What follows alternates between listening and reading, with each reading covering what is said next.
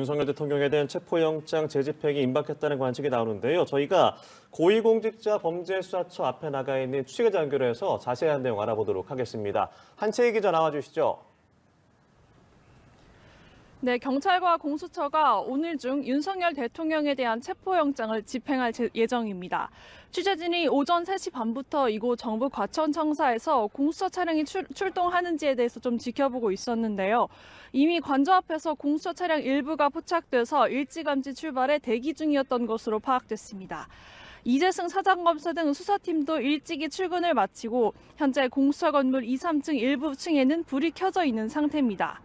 지난 3일 1차 집행 당시에는 공수처에서 차량 5대가 출발해 곧장 윤 대통령 관저가 있는 서울 용산구 한남동으로 이동했습니다. 만약 조금 뒤 공수처가 집행에 나선다면 30분에서 1시간 정도 걸려서 모든 차량이 관저 앞에 도착할 것 추정되는데요. 오늘 체포영장 집행에는 경찰청 특별수사단과 서울청 광역수사단 경력을 포함해 약 1,200여 명이 투입될 것으로 알려졌습니다. 공수처에서도 검사와 수사관 40여 명 정도가 집행에 참여합니다.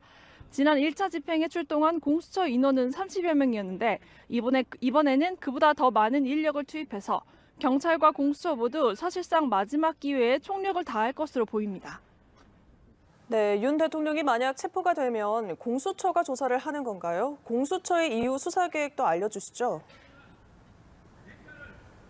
네, 윤 대통령 조사는 공수처 주도로 진행됩니다. 공수처는 윤 대통령 체포에 성공한다면 이곳 정부 과천청사 5동의 3층 조사실로 곧장 연행해올 것으로 보입니다.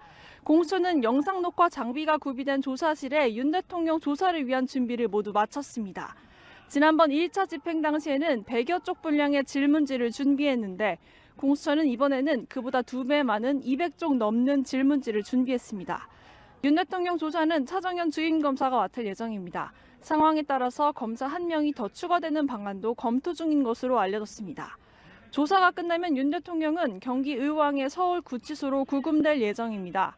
수사기관은 체포한 피의자에 대해선 48시간 내에 구속영장을 신청 또는 청구하지 않으면 석방해야 돼서 공수처는 윤 대통령에 대한 체포영장을 청구할 전망입니다. 지금까지 고위공직자 범죄수사처에서 연합뉴스TV 한채입니다.